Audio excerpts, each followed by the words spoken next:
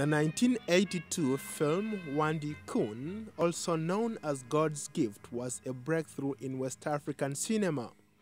Directed by Gaston Kabore from Burkina Faso, it brought the tradition of African oral storytelling to the big screen, ushering in a new genre of African movies, elegant in their simplicity and profound.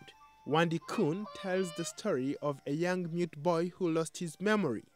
Only when he remembers his past does he regain his voice. Each child, his story is in parallel with the story of Africa, the colonial period, the slavery and everything, and how we take back, our own voice and words. Wandi Kun was the first feature film made in Burkina Faso, and it catapulted Kabore onto the world stage. His success set him on a mission to unlock the imagination of a whole new generation of filmmakers and help Africans to tell their own stories. Who are we? To me, it's a fundamental question. If the Africans do not see themselves on the screens, they are going to disappear in their own minds and eyes. Kabore grew up in Ouagadougou, Burkina Faso's capital. After independence, despite few resources, the government committed to building a local film industry. Since 1969, it has hosted the Pan-African Film Festival, called FISPACO, the largest and most prestigious in sub-Saharan Africa. It also created a film archive with the support of UNESCO, founded the African Institute for Cinematographic Studies, which trained hundreds of filmmakers. Kabore taught there until 1986, when the school closed for lack of funds. 11 years later, he released Budiam, which won the top prize at the FISPACO Film Festival this year. Said, okay, Gaston, now, maybe as an individual, you need to do something.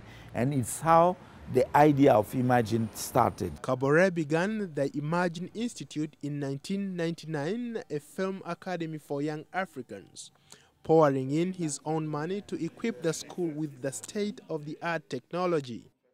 He raises funds to pay professionals to teach intense workshops that he believes should be free for students.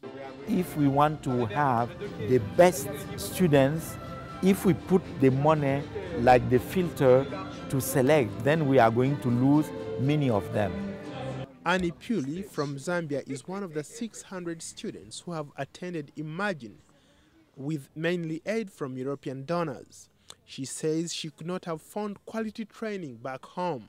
You might be able to learn the basics of how to handle the camera, but you really don't get the knowledge of how to really tell a story. An aspiring scriptwriter, Anne is thrilled to be working with the man known as the father of Burkina Faso's cinema.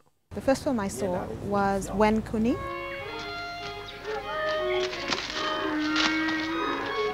For me, when I saw it, it was like a wow moment.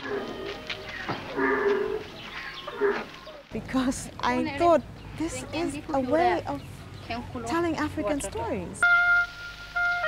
Filmmakers are not only people using techniques, they need also to continue shaping their inside world and vision. It's not only a question of entertainment, it's also a question of survival in the cultural level. But today, after several years, Imagine has been hit hard by the global financial crisis. Kabore says he wants Imagine to survive and for students to create film institutes in their own countries. My conviction is life is a journey, is a quest. We take something for those who have lived before us. We continue the journey, and we have to pass something to the new generation for them to continue the journeys. Despite the financial challenges, Kabore is committed to keeping Imagine open. He says helping other people make films is as important as making his own. Many of them.